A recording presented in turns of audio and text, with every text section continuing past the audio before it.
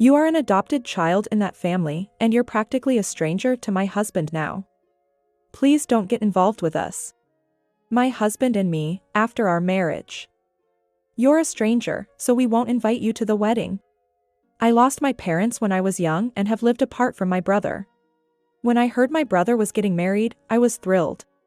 But then, his fiancée said something unbelievable, not realizing it might cause her a lot of trouble later. I'm Emily, a 33-year-old office worker.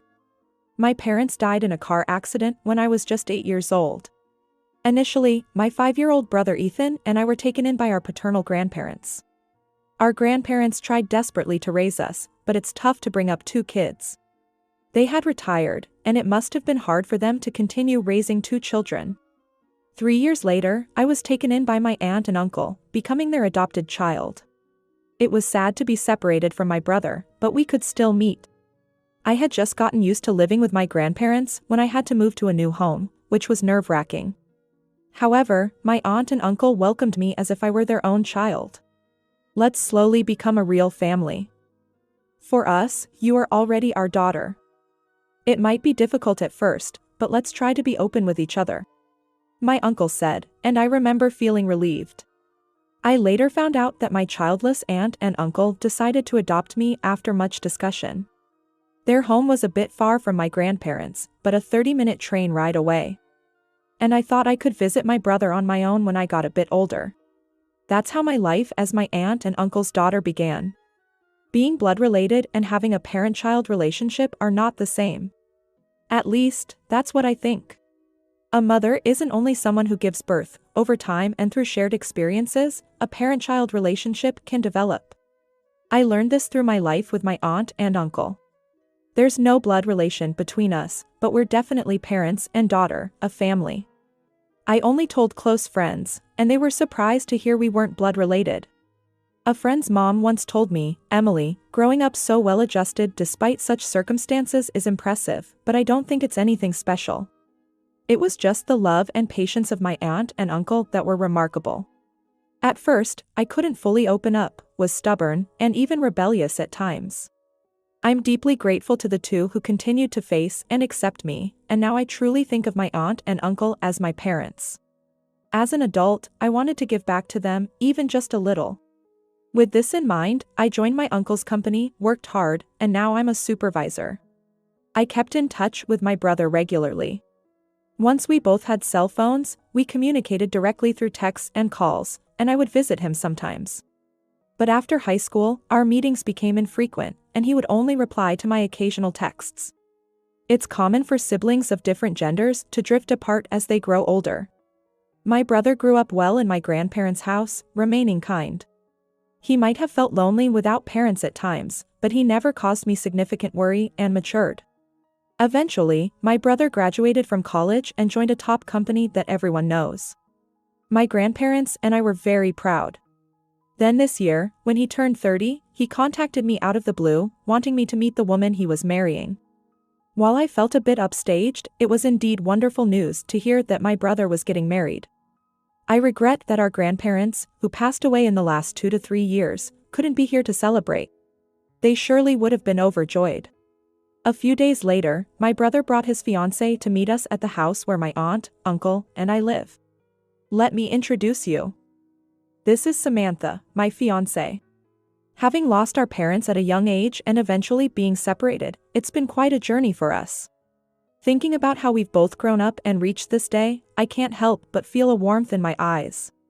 Seeing my brother's happy face made me feel almost like a mother to him. To think that my little and adorable brother is now introducing his fiancée. I'm his sister Emily. Thank you for coming today. I smiled at his fiancée. Ethan, I'm so happy to see you after so long. Wow, you've grown up to be so respectable, congratulations on your engagement. I'm glad to meet Samantha too. Thank you for coming. My aunt and uncle also smiled warmly, extending their greetings. No, it's only natural for us to come and greet you. I also wanted to have a chat with my future sister-in-law. She responded briskly, smiling. I had imagined her to be a sheltered young lady, being the daughter of a company president, but she seemed quite capable. Ethan is a gentle and easygoing type, so maybe he matches well with a woman like her. She looked straight at me with determined eyes. That day, we all introduced ourselves and chatted over cake with my aunt and uncle joining in. Are you single? Do you have any plans for marriage? So, you're the adopted child of this family. Don't you live alone? She asked various questions, seemingly trying to get to know me, her future sister-in-law. When she asked to exchange contact information before leaving, I gladly agreed. Later, she contacted me to meet at a cafe, making me feel like I was gaining a sister, which was a ticklish feeling. However, my cheerful mood was about to be abruptly overturned. As we sat down to coffee, Ethan's fiancée began. I wanted to talk with you alone today. Sure, thank you. We're just women here, so if you have any complaints or hard to say things about my brother, I'm all ears. That's not what I wanted to talk about. Did she just sigh? Sensing something off in the atmosphere, I looked up to see her gazing intently at me. I have a favor to ask before we get married. What could it be? Her use of the word of favor made me a bit apprehensive. Her gaze was very intense. So, you're the adopted child of that couple and single, right? Yes, that's right. I replied, a bit taken aback by her sudden question. Ethan is practically a stranger to you now, right? Please don't involve yourself with us after we get married. What? I blurted out in surprise. We won't invite you to the wedding since you're a stranger. What? Wait, just wait a minute. What is she talking about? I might be a stranger legally to my brother, but we are real siblings. I have no intention of meddling in your married life. But I do want to attend and celebrate your wedding. I've heard that no family is free of problems between daughters-in-law and mothers-in-law, or sisters-in-law. Is she trying to preemptively ward off any potential issues with me, her future sister-in-law? But I have no intention of interfering in my brother's marital life. So I gently assured her that there was no need to be so wary. But she shook her head at my words and spoke again. Please don't misunderstand. I'm saying you're a stranger to us. Family yet considered strangers. I couldn't comprehend what she was saying and tilted my head in confusion. Ethan and you have been strangers for a long time, right? And you're still unmarried and living with those elderly folks. Not even on your own. Being an adopted child and single, it would be troubling if you were to rely on us in the future. She declared this firmly. Such a cold look for the sister of her future spouse. I was taken aback, but she continued without concern. It's out of the question for you to rely on us after they pass away. Wait a minute. They're still healthy, so please don't say such things. Besides, I have my own job and income. Yes, for now. If you were unemployed, I wouldn't have even come to greet you. She interrupted me, glaring. Anyway, we won't invite you to the wedding. And you don't need to invite us to any of your family events either. Just because you're single. Don't expect any future support or care from us. What does she think of me? Sure, I'm single now, but I have a job and savings. The thought of considering a family member of her future spouse in such a way made me feel dizzy. I understand how you feel, but not even notifying about family events seems too much. I don't think Ethan would agree. Just because we've seen less of each other as adults doesn't mean our family bond is gone. Shocked, I responded firmly. Well, minimal involvement is unavoidable, I guess. But please gradually distance yourself. Talking with her, who said this so nonchalantly, made me feel sad. I'm asking for the sake of our happy marriage. If you refuse, it might complicate our marriage. Remember, it was Ethan who wanted to marry. Think about his happiness, okay?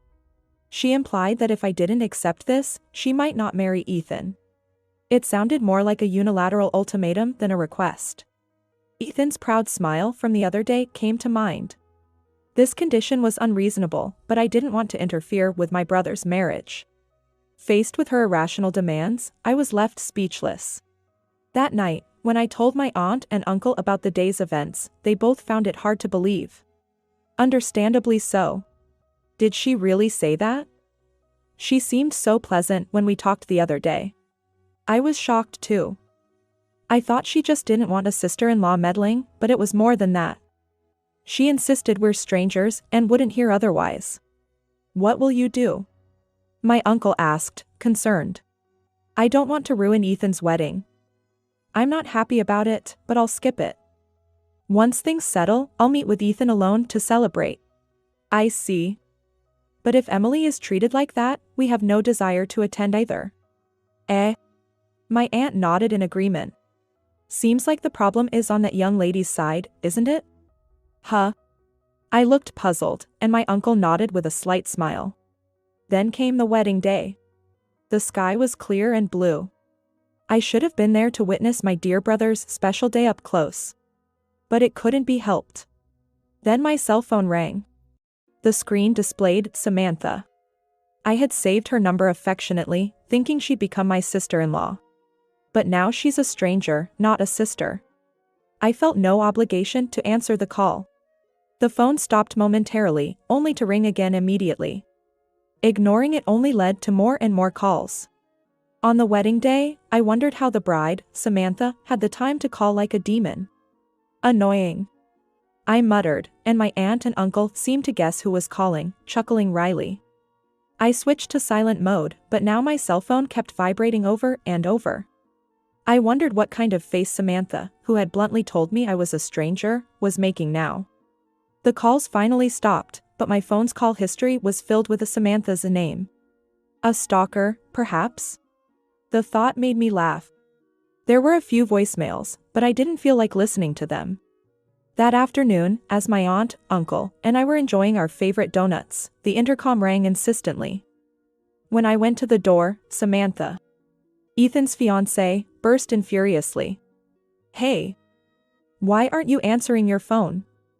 Do you know how many times I called? Aren't you supposed to be getting married today? What do you want at a stranger's house? Your fault the wedding's ruined. Excuse me? I smiled back, unfazed. You didn't let your uncle and aunt attend because you weren't invited. I haven't done anything. I just didn't go to the wedding, as you told me. What? That's right. You told me, who wanted to attend my dear brother Ethan's wedding, not to come because I'm a stranger. Why should I answer a stranger's call? Don't be so. What do you mean? So, why are you here? Well, because your uncle here is the president of the Electrical Industry Association, and someone started saying he wasn't there. Samantha. Ethan suddenly appeared. Ethan. Sorry. I thought she ran off without listening to me, but she really came here. Sorry, Emily. I didn't know anything. What happened? I heard from Samantha that you wouldn't attend. She said you had to meet your boyfriend's parents on this day. And it was hard for you to tell me. I thought that was understandable. Oh. Quite a convincing lie for a reason not to attend my brother's wedding. I was impressed. Then today, when attendees noticed our uncle's absence, they started asking why the chief guest wasn't there. Someone close to our uncle said, because his daughter was denied attendance. And she's the groom's real sister, what's going on? Samantha's parents were shocked, saying they knew nothing about it, and then relatives and other guests got involved, causing a big commotion. So the wedding turned into chaos, whether it was as expected or beyond. Biting her lip, Samantha glared at me again. Because of you, I was criticized terribly, called inhumane. If you had answered the phone and come to the wedding, things might have been different, you heartless person. Who's heartless here, I wonder? Uncle, who had been observing quietly, stood up and spoke. I decided not to attend on my own. Emily, in fact, wanted me to be there for her brother. What? I'm a businessman and currently the president of the Electrical Industry Association. I have connections with Ethan's major manufacturing company and your father's component factory, but you've just ruined a good relationship. Ah. Your thoughtless actions are going to make your position and even your father's company's situation very difficult. What? By the way, Emily is now a supervisor in our company. She's indispensable, studying technology and management every day. And she's been the secretary of the Electrical Industry Association for 2 years now, building quite a network in the industry. What? Samantha, who had underestimated me as a poor, troublesome, single woman, opened her eyes wide, uttering a ridiculous sound. Indeed, Emily and Ethan lost their real parents when they were young. It's more sad than we can imagine. Uncle's voice was calm yet dignified. But Emily has bravely and positively carved out her life. Judging her foolishly just because she's adopted and single is far more foolish of you, Samantha. Samantha was left speechless. She had no words to counter my uncle's argument. Yet again, she lashed out at me. This liar. If your uncle is such an important and wealthy person, you should have told me. Then I would have let you attend the wedding. Enough already. I sharply dismissed her childish behavior. I tried to talk about my work. But you were the one who didn't listen, remember? And we all introduced ourselves on the day we first met. You only remembered that I was single and adopted. People like you, who judge others only by their titles or appearances, end up in situations like this. I'm not living here because I can't afford to live alone.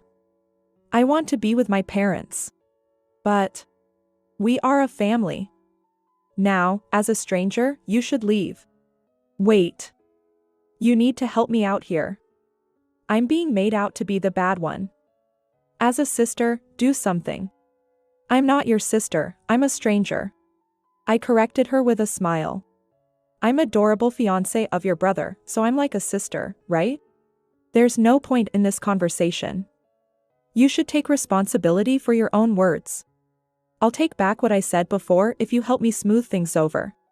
There's nothing a stranger like me can do. What? Wait. Goodbye, then. Wait. No. Come on, let's go. I still have a lot of questions. Ethan reluctantly led his protesting fiancé away.